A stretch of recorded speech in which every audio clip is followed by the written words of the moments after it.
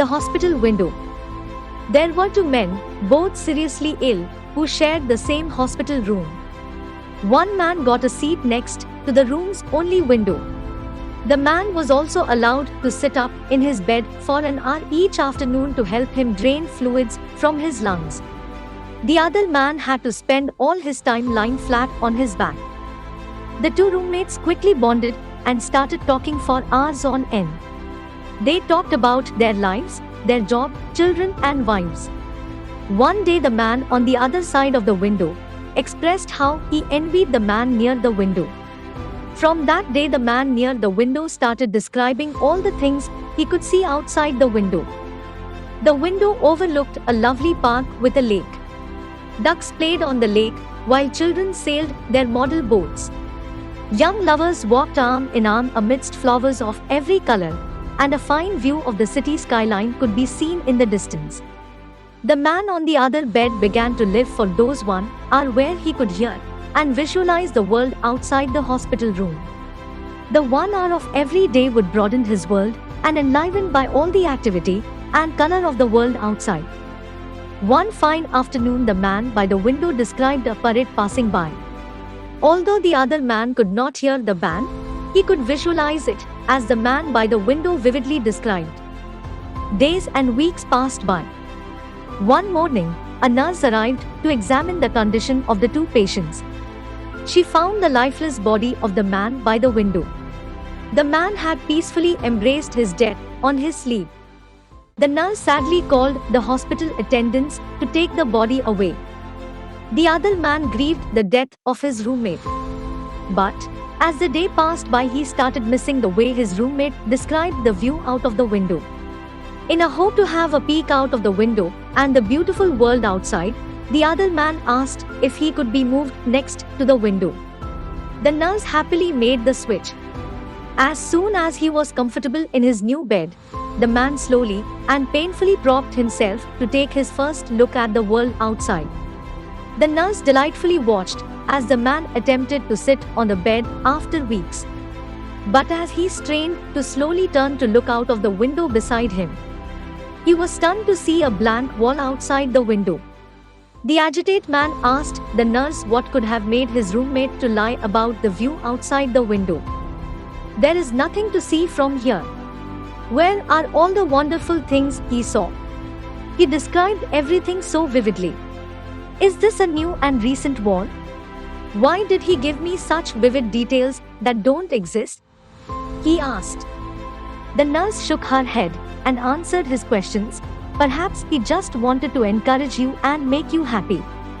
You see, your roommate was totally blind." Story name: The Old Fisherman. Our house was across the street from the entrance of a famous hospital in the city. We lived downstairs and rented the upstairs rooms to outpatients at the clinic. One summer evening, as I was fixing supper, there was a knock at the door. I opened it to see a truly awful-looking man. He is hardly taller than my 8-year-old, I thought as I stared at the stooped, shriveled body. But the appalling thing was his face, lopsided from swelling, red and raw. Yet his voice was pleasant as he said, "Good evening. I have come to see if you have a room for just one night. I came for a treatment this morning from the Eastern Shore, and there is no bus till the morning."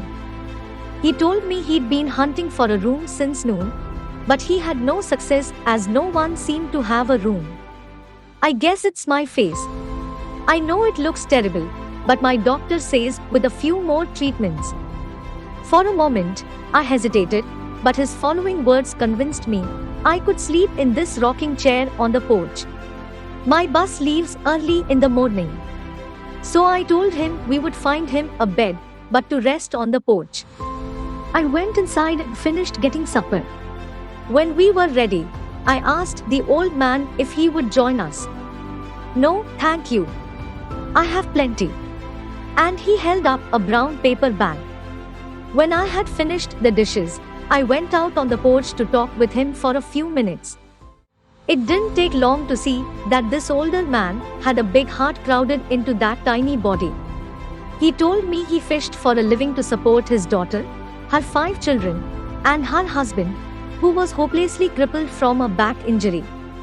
He didn't tell it by way of complaint. In fact, every other sentence was prefaced with thanks to God for a blessing. He was grateful that no pain accompanied his disease, which was a form of skin cancer. He thanked God for giving him the strength to keep going. At bedtime, we put a camp cot in the children's room for him. When I got up in the morning, the bed linens were neatly folded, and the little man was out on the porch. He refused breakfast, but just before he left for his bus, haltingly, as if asking a great favor, he said, "Could I please come back and stay the next time I have a treatment? I won't put you out a bit. I can sleep fine in a chair."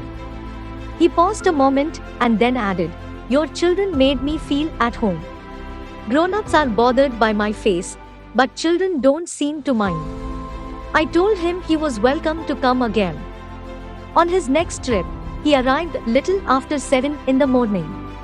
He brought a big fish and a quart of the largest oysters I had ever seen as a gift. He said he had shucked them that morning before he left so that they would be nice and fresh. I knew his bus left at 4 a.m., and I wondered what time he had to get up to do this for us. In the years he came to stay overnight with us, there was never a time that he did not bring us fish or oysters or vegetables from his garden. Other times we received packages in the mail, always by special delivery. Fish and oysters packed in a box of fresh young spinach or kale, every leaf carefully washed. Knowing that he must walk 3 miles to mail these, and knowing how little money he had made the gifts more precious. When I received these little remembrances, I often thought of a comment our next-door neighbor made after he left that first morning. "Did you keep that awful-looking man last night?" I turned him away. You can lose rumors by putting up such people. Maybe we did lose rumors once or twice. But oh, if only they could have known him, perhaps their illnesses would have been easier to bear. I know our family will always be grateful to have known him. From him, we learned to accept the bad without complaint and the good with gratitude. Recently, I was visiting a friend who has a greenhouse. As she showed me her flowers, we came to the most beautiful one of all, a golden chrysanthemum bursting with blooms. But to my great surprise, it was growing in an old, dented, rusty bucket. I thought to myself, if this were my plant, I'd put it in the loveliest container I had. My friend changed my mind. "I ran short of pots," she explained, "and knowing how beautiful this one would be, I thought it wouldn't mind starting in this old pail. So it's just for a little while, till I can put it out in the garden." She must have wondered why I laughed so delightedly, but I imagined just such a scene in heaven. Here is a wonderful one, God might have said when he came to the soul of the sweet old fisherman. He won't mind starting in this small body. We will come up with some other interesting short stories. Till then, take care and be happy.